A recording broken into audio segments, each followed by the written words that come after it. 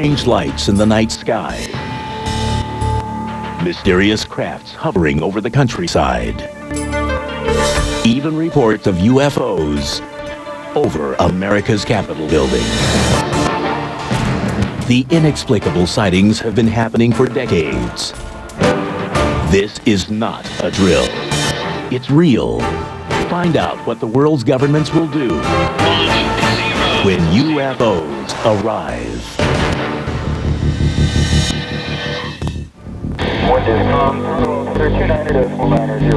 February 27th, 1996. A commuter plane, Flight 5959, leaves Pittsburgh, Pennsylvania, heading to Saginaw, Michigan, just outside of Detroit. It begins as a routine flight, but then the plane encounters a UFO.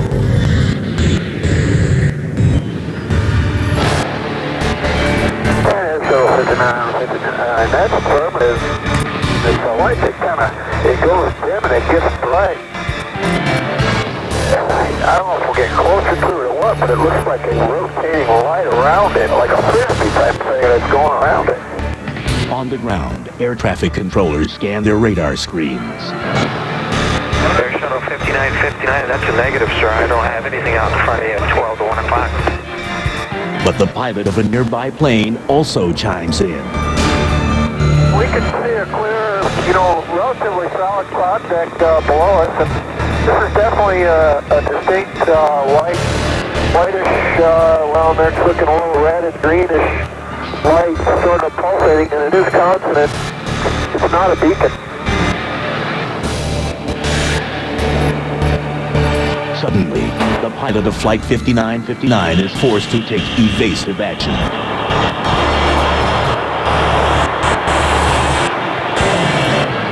Keep advised, we're starting at 4,000 feet right now, and as we descend through 10,000 feet, that object is above us right now. It is not on the ground. It's about 10,000 feet. Okay, sir, we're checking on it right now. I still don't have anything out in front of you at all. I'll tell you what, that is weird if you're sitting there pulsating. This ordeal lasts nearly 20 minutes. Then, the strange object simply disappears. No passengers or crew are injured in this encounter. And the airlines involved, following industry practice, will offer no comment on the incident. According to the National Aviation Reporting Center on Anomalous Phenomena, Flight 5959's encounter was just one of over 100 such incidents involving American aircraft in 1996. What should the pilot do in such a situation? Does the U.S. government have an official protocol to deal with UFOs and extraterrestrials? Yes, it does. And it's outlined in the Joint Army-Navy-Air Force publication number 146. Also known as JANAPS, this 32-page document was written in 1950 during the Cold War and outlines detailed protocol for encounters with unidentified flying objects. The Joint Army-Navy Committee realized that America was vulnerable to enemy attack from the air and from space. And so the Joint Chiefs decided to institute an observer corps that was made up not only of military observers, but civilian observers in the cockpits of civilian aircraft. So they required, with this official regulation, that commercial crews should report instantly, using radio means, anything that they couldn't identify. And it was defined very broadly, but one of the categories was UFO, unidentified flying objects. While commercial pilots are not required to read JANAP 146, FAA regulations do mandate that the document be kept at all air traffic control facilities. Reports filed under the JANAP 146 rules are called SIRVIs, or Communications Instruction for Reporting Vital Intelligence Sightings. The regulations cover both instantaneous radio communications and after-incident reports. They say what to report, which includes UFOs. They say how to report them, and they say what to include in your report, including size, shape, speed, and so on. JANAP 146, Subpart 3B, defines how to render size comparisons and provides lists of adjectives to be used. Head of a pin, a pea, a dime, up to baseball, grapefruit, and basketball. Part 104 reads, every effort should be made to substantiate sightings by taking as many pictures as possible. They're clear, concise, to the point, and still current. When it was revised in 1977, UFOs was still in there, still to be reported, and still to this day. And as publicly available FAA recordings show, these encounters do still continue. According to the regulations, pilots must explain exactly what they see, even when what they see defies explanation. My view of pilots is that they're very high credibility witnesses. They're calm, cool, and collected. They know what they're doing. They're not given to foolishness and hysteria. And that I would listen very carefully to something that a pilot told me. It was pretty eerie looking. First time in 15 years I've ever seen anything like it. May 26, 1995. 35,000 feet above New Mexico. The captain of Flight 564 radios FAA control with reports of a large cigar-shaped silhouette with 8 evenly spaced lights appearing just off his wingtip. Yeah, off to our 3 o'clock. Get some strobes out there. Can you tell us what it is? I'll tell you what, that's some, right now, I don't know what it is right now. There is a restricted area that's used by the military during the daytime. Yeah, it's pretty odd. Hold on, let me see if anybody else knows around here. Though not required to by JANAP 146, the air traffic controller contacts the U.S. Air Force to check for any unusual aerial activity. No, we haven't heard nothing about it. Okay. Guy at 39,000 says he sees something at 30,000 that the plane is unbelievable and has a strobe on it. This is not good. What does that mean? I don't know. It's a UFO. It's no Roswell crap again. The pilot of Flight 564 loses sight of the UFO. But the controller makes further inquiries, contacting NORAD, the North American Aerospace Command. We don't have anything going on that I know of. This guy definitely saw it run all the way down the side of the airplane. It's right out of the X-Files. I mean, it's a definite UFO or something like that. I mean... Y'all are serious about this? Yeah. How long did he think it was? He said he was 300 to 400 foot long. Holy smoke. Headquartered deep beneath Cheyenne Mountain in Colorado, NORAD tracks all airborne objects in the skies over the U.S. and Canada. It is also the official ultimate destination for the survey's reports that pilots must file when they've encountered a UFO. And though the regulation makes no specific reference to what exactly NORAD will do with these documents, JANAP 146 does say every attempt will be made to verify the authenticity of survey's reports. Where possible, authentication will be required. But NORAD is a super-secretive agency, and efforts to discover what it does with the survey's reports are often frustrated. NORAD is not subject to the Freedom of Information Act, and they completely 100% deny any existence of UFO records. In fact, in one letter, NORAD tried to tell me they didn't even know what JANAP 146 was. And in JANAP 146, in black and white, says NORAD as the retrieval agency for these UFO reports. The other thing about JANAP 146 has to do with penalties that you would incur if you were to report this through non-official channels. These penalties were severe. They included imprisonment and I think a $10,000 fine. Mighty big incentive to keep your mouth shut. And many believe there are also other forces that limit pilots from making any reports of UFOs. I think there's tremendous pressure just in society in general that discourages people from bringing up things that are considered paranormal.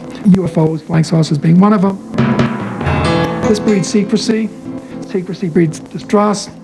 generates more pressure in this terrible, kind of cycle. To many researchers in the field, this silence is likely a result of what seems to be the primary goal of U.S. government policy on UFOs: secrecy.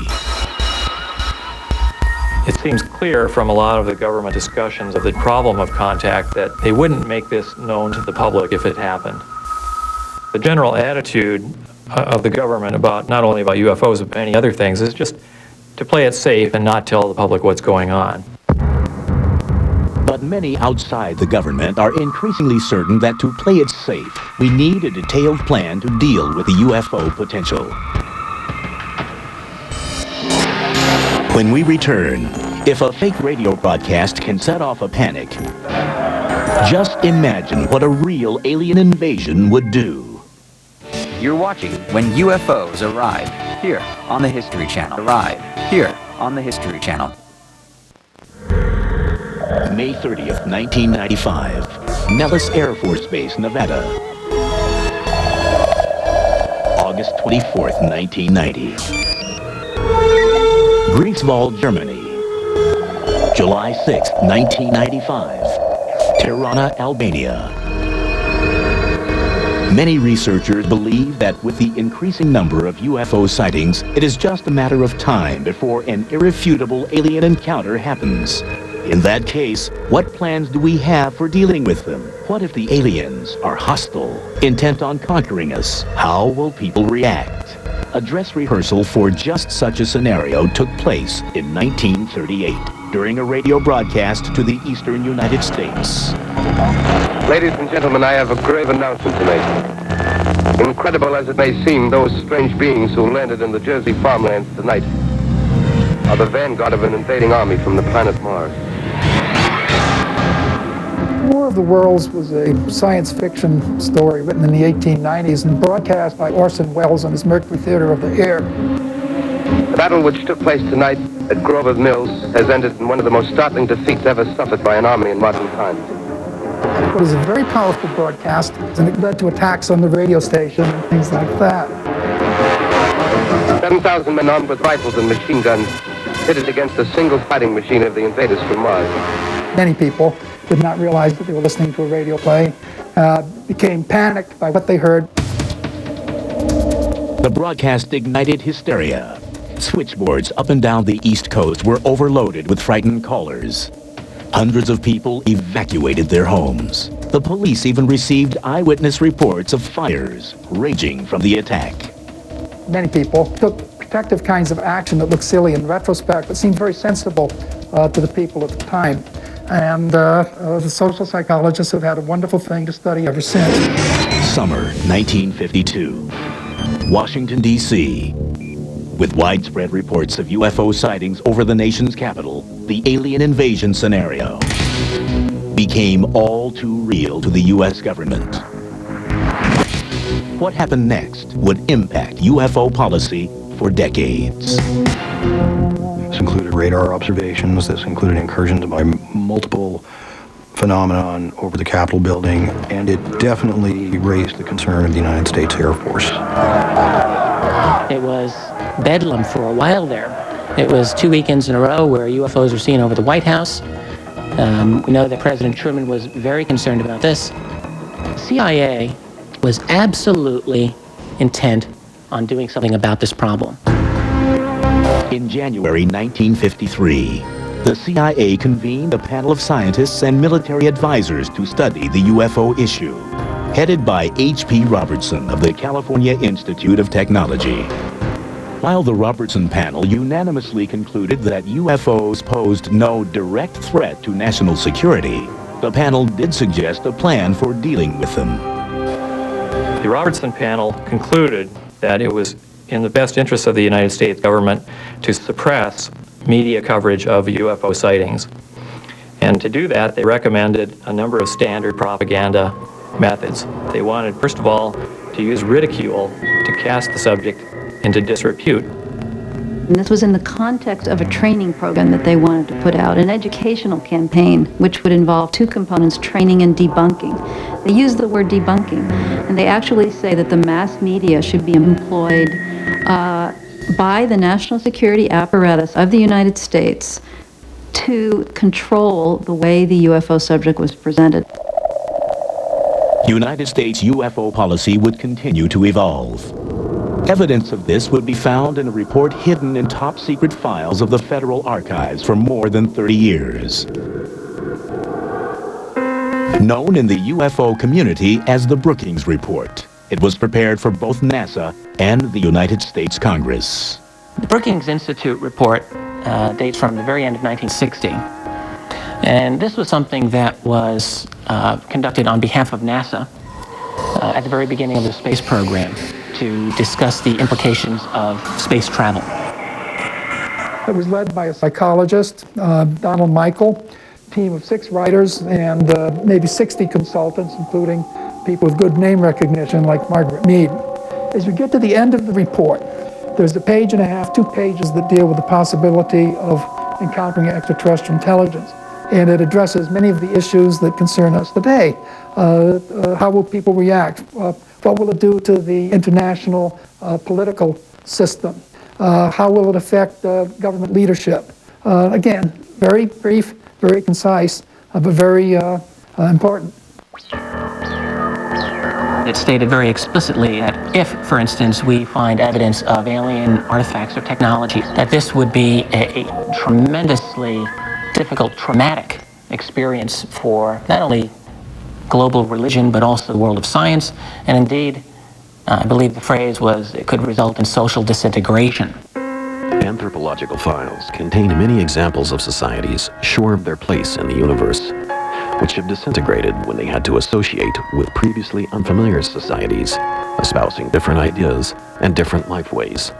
The suggestion that was made in this report, incidentally, was that if our space program came up with evidence of alien intelligence or technology, that it might be a good idea not to mention this fact to the public. It might be a very good idea to keep that fact secret.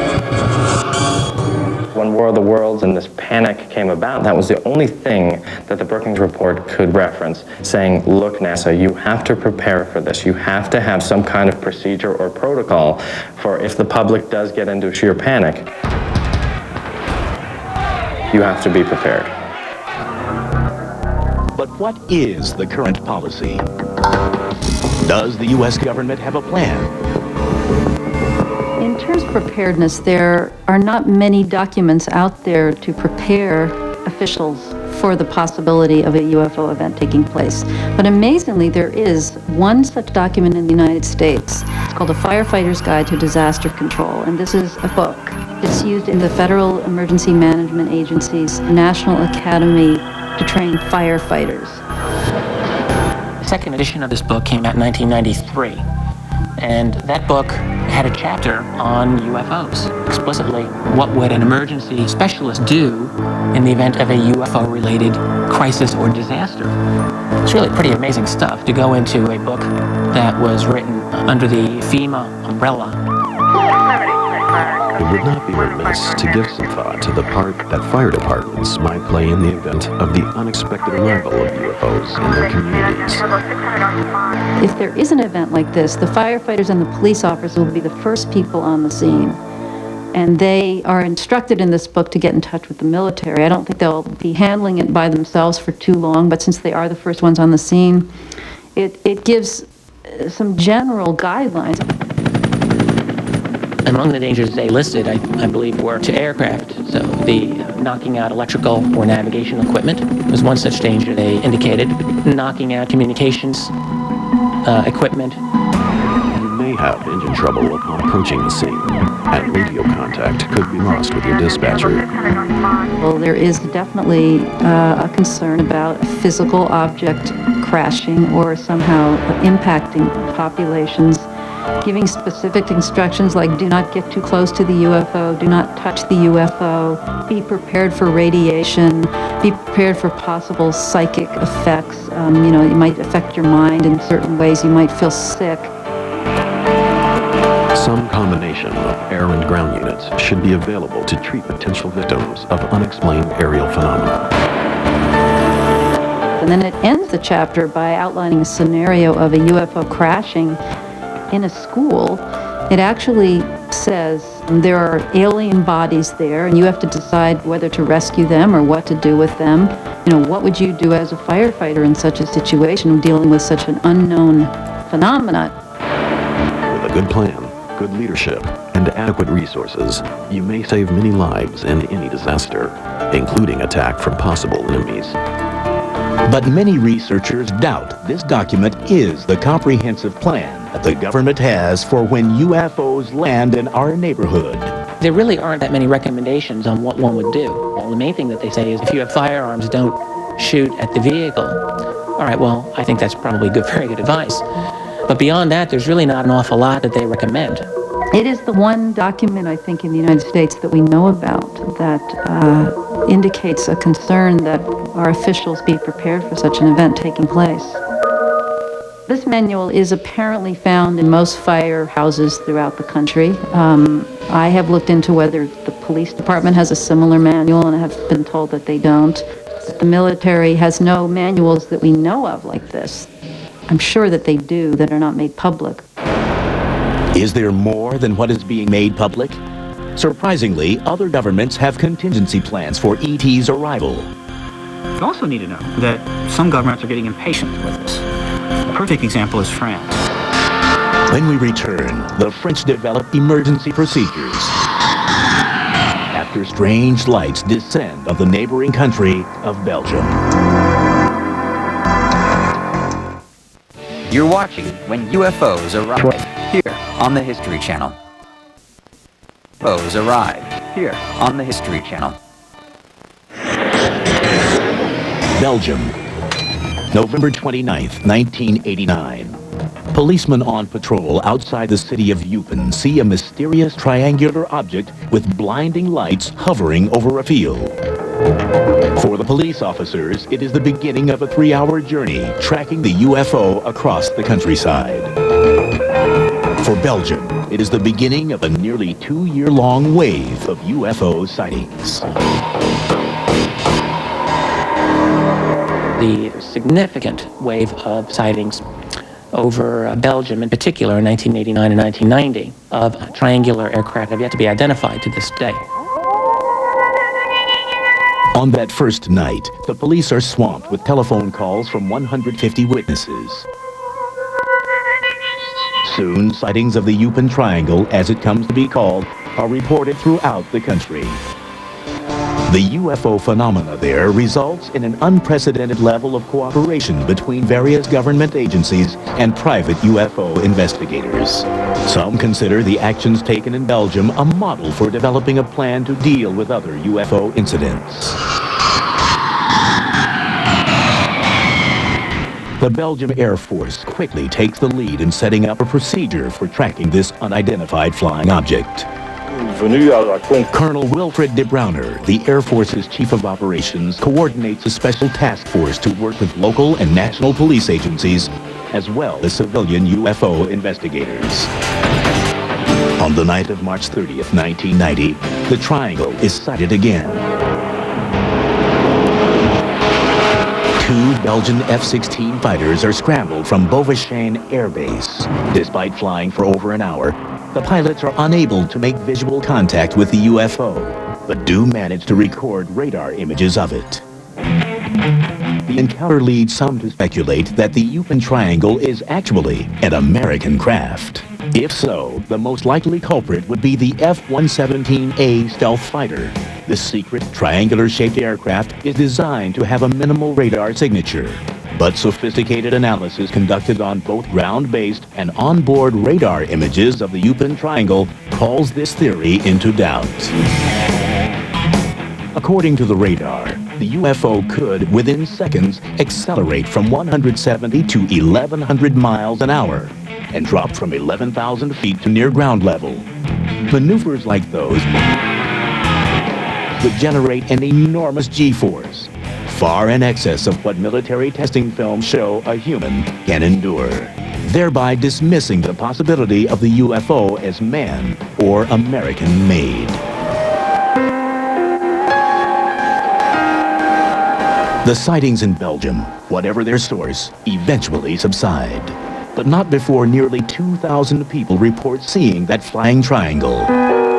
After that wave had passed, some members of the European Parliament wanted to organize a UFO investigative body, or actually they wanted to contract a French UFO organization to work with them to check into UFO reports that were on a European-wide basis. That organization is known as SEPRA, a French acronym for Service for Assessment of Atmospheric Re-Entry Phenomena. Housed in France's National Center for Space Research, it is a cooperative European effort for collecting and analyzing UFO information from around the world. In 1999, SEPRA's extensive data provides the basis for a report issued by a French group called COMETA, which translated is the Committee for In-Depth Studies. There have been various studies over the years, but this is really an historic study because of the caliber of the people that wrote it and because of the conclusion that they drew. And this study said a number of interesting things, not the least of which was that the most likely explanation for the phenomena studied is extraterrestrial.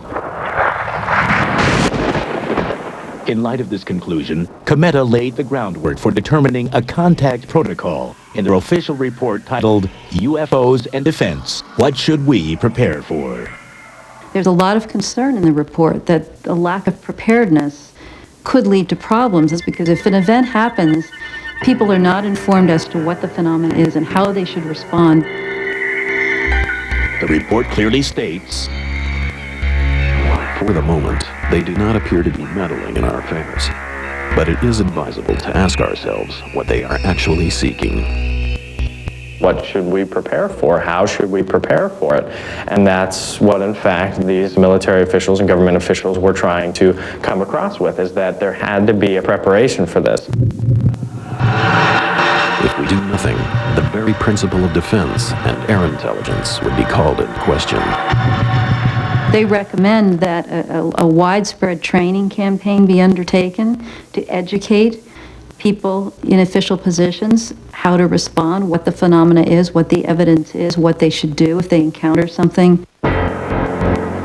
According to the report, those who must be utilized in this regard include meteorologists, space and aeronautical engineers, and air traffic controllers. Only the military controller has adequate equipment to detect a flying object that does not follow general air traffic rules, moving at the supposed speeds of UFOs. The report makes special mention of military pilots as our first means of intervention if, by chance, this were to prove necessary. But it goes on to express concern for the pilot of a commercial aircraft. Although he remains a primary partner in the quest for information, he would be totally powerless in the face of an aggressive stance by a UFO. One must be on guard against any instinctive self-defense reaction that could be easily interpreted as a provocation.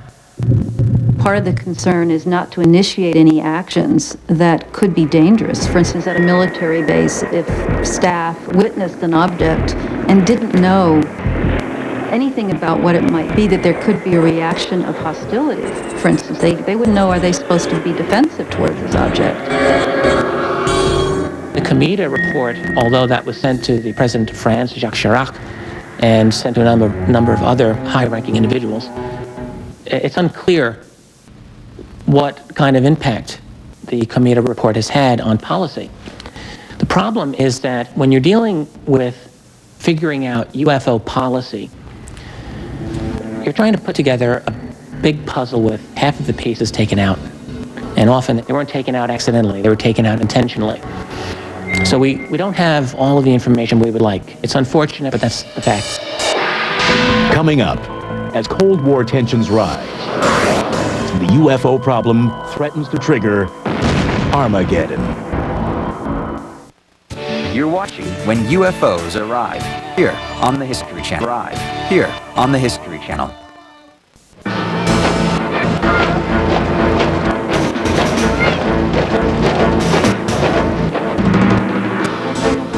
The Cold War. Across the U.S. and the Soviet Union, missile detection systems stand vigilant, tracking all incoming objects, ready to unleash an awesome counterstrike should the unthinkable ever happen.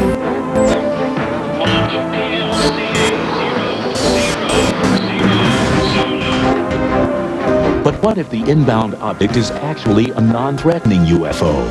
Might fear of the unknown inadvertently trigger Armageddon? In 1971, just such a scenario was envisioned and planned for. In September of 1971, there was a nuclear agreement between the United States and the Soviet Union. There was one interesting part of that agreement which dealt with the need to be aware of unidentified objects for either country that would, possibly cause an alert status to go off. The historic agreement on measures to reduce the risk of outbreak of nuclear war covers a number of scenarios. Article 3 of the agreement states, "The parties undertake to notify each other immediately in the event of detection by missile warning systems of unidentified objects, if such occurrences could create a risk of outbreak of nuclear war between the two countries." But the meaning of unidentified object has raised interest in some quarters. Now, it is not necessarily the case that an unidentified object would mean a UFO in the sense that we understand that. However, I think it's undeniable that an unidentified object would very probably also refer to true UFOs. But of course, you have to remember, all of these documents, whenever we're dealing with UFOs, they're so carefully worded that, nothing explicit really is said. Article 6 of the agreement details the notification procedure for these incidents. For transmission of urgent information, the parties shall make primary use of the direct communications link between the governments of the United States of America and the Union of Soviet Socialist Republics. But to use the direct communications link, the information first has to get to the highest levels of the U.S. government. And a protocol for making that happen also exists. Air Force Manual 10-206, most recently updated in June 2001, gives the primary reporting instructions for that branch of the military, which mans the country's missile detection system. Compliance with these reporting instructions is mandatory. Chapter 3 details operational status reports, referred to as OPREP 3. The highest priority in the OPREP 3 structure is given to reports denoted by the flag words Pinnacle Nuke Flash, indicating events which risk the outbreak of nuclear war. According to these instructions, included in these events is detection of unidentified objects by a missile warning system that appears threatening and could create a risk of nuclear war. These reports, both immediate voice reports and follow-up written ones, go to the Air Force Operations Center in the Pentagon, Strategic Command, NORAD, and the Chairman of the Joint Chiefs of Staff. Rapid reporting is imperative. Do not delay an initial report for lack of information. Due to the extremely time-sensitive nature of the Pinnacle Nuke Flash report, transmit these voice reports no later than 5 minutes after learning of the event.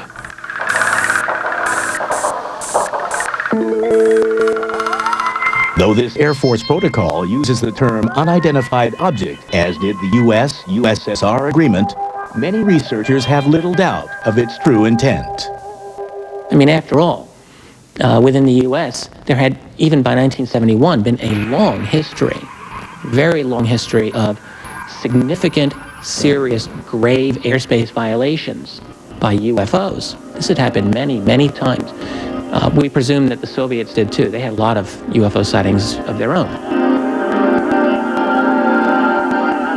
Though what ultimately happens to Pinnacle Nuke Flash reports is cloaked under layers of secrecy,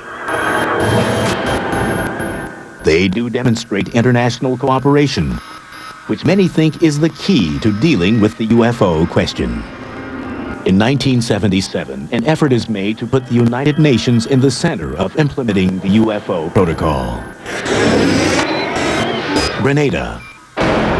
Following a spate of UFO sightings over the tiny island nation, its Prime Minister, Eric Gary, proposes an initiative to incorporate the UFO problem into the UN's official agenda, and even calls for 1978 to be the United Nations International Year of Unidentified Flying Objects. But the Grenada initiative fails, garnering no preparation plans and no discussion of UFO contacts whatsoever. There are people that would prefer not to have any evidence of extraterrestrial life whatsoever, that it really violates their views of Earth, of how the universe works, of our sense of being distinctive and privileged by being what we are here on this planet. Still, the United Nations does figure into some protocol regarding alien intelligence, those dealing with an organization of astronomers called SETI, the Search for Extraterrestrial Intelligence. What the rules call for is, first of all, verification by different observatories, then reporting to various scientific agencies in the UN. Because the idea is that this discovery will be made, for all humankind. Coming up, a law authorizing the government to lock up people who have been extraterrestrially exposed. You're watching When UFOs Arrive, here on the History Channel. Here on the History Channel. The search for extraterrestrial intelligence, or SETI, began in 1971 as a NASA program. It primarily uses radio telescopes located around the globe, pointed towards small sections of space, to listen for anomalous signals sent by natural or extraterrestrial sources. SETI's kind of a fun program. Astronomers have told me that the odds aren't real high that we'll find anything out there. But I think it's a good idea. If we listen, we might hear something. If we don't listen, we definitely won't hear anything. Though the government stopped funding SETI in 1993, it continues as a private program. And should the search for extraterrestrial intelligence be successful and contact made, there is a plan for what to do. Called the Declarations of Principles Concerning Activities Following the Detection of Extraterrestrial Intelligence, the procedure calls for verifying plausible explanations, not making any public statement until evidence is credible, contacting the United Nations, and not sending any response to an extraterrestrial signal until appropriate international consultations have taken place. So even if it's a small possibility, I think it's worth it just in case we hear something unusual. That would be an exciting day. Many researchers continue to believe the government has more extensive plans for when UFOs land here on our planet. But time and time again, official government secrecy surrounding the issue has stymied their efforts at discovering what these plans may be. The researchers in the field can only go so far because the government doesn't want it to go any further. And in the absence of honest, straightforward, and open engagement, you grab anything you can and try to find a connection. Some researchers believed that a now repealed federal law called extraterrestrial exposure was that elusive connection. The law was passed by the U.S. Congress in July 1969, just days before the Apollo 11 astronauts landed on the moon. Tranquility Base here. The Eagle has landed. It authorized NASA to quarantine under armed guard any object, person, or other form of life which has been extraterrestrially exposed. But what does extraterrestrially exposed actually mean? That document, I think, has been greatly misunderstood and misquoted and taken to mean that it deals with alien life forms, for instance. Well, I first came to NASA in 1964 during the Gemini program and then on into the Apollo program that took us to the moon and back.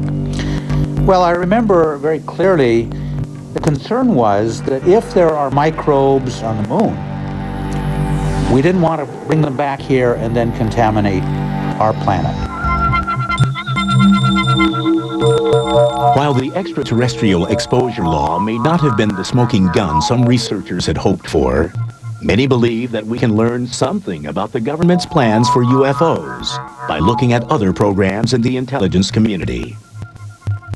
I do believe that it's most likely that the U.S. government would be the dominant player in determining a UFO policy at the classified level. I think a good model for this might be the program known as Echelon, which doesn't officially exist, but everyone knows exists.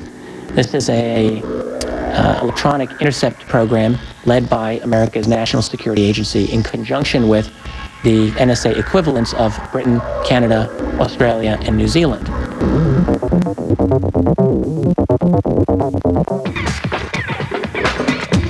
Echelon has been called the most powerful intelligence-gathering organization in the world.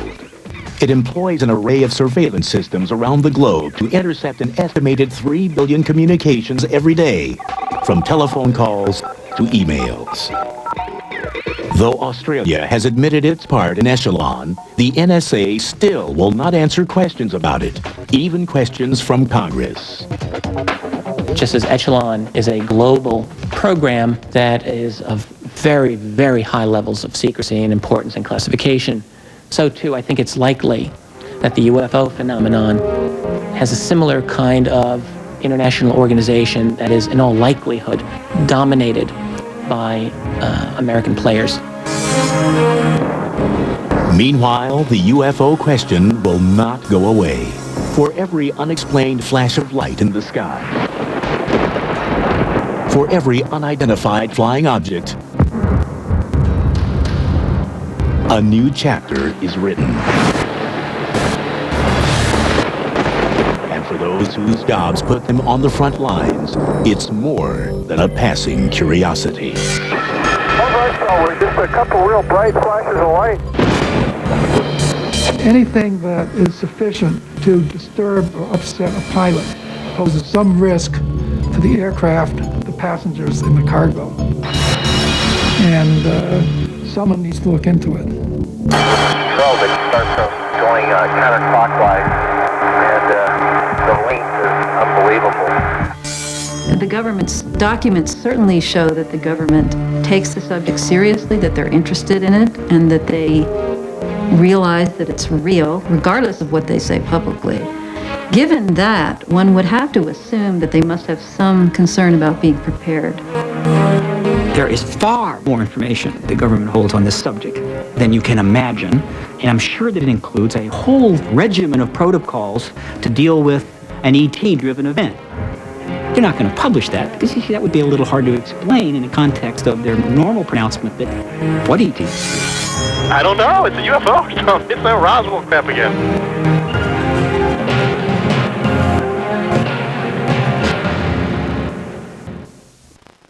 Prepare for frozen hell on Earth. Snow days on Modern Marvels. Next on the History Channel. Explore one of the great mysteries of our time with UFOs, what you didn't know. Now available from the History Channel in a 3 VHS set for just $39.95 plus shipping and handling. To order, call 1-800-708-1776 or shop online at historychannel.com.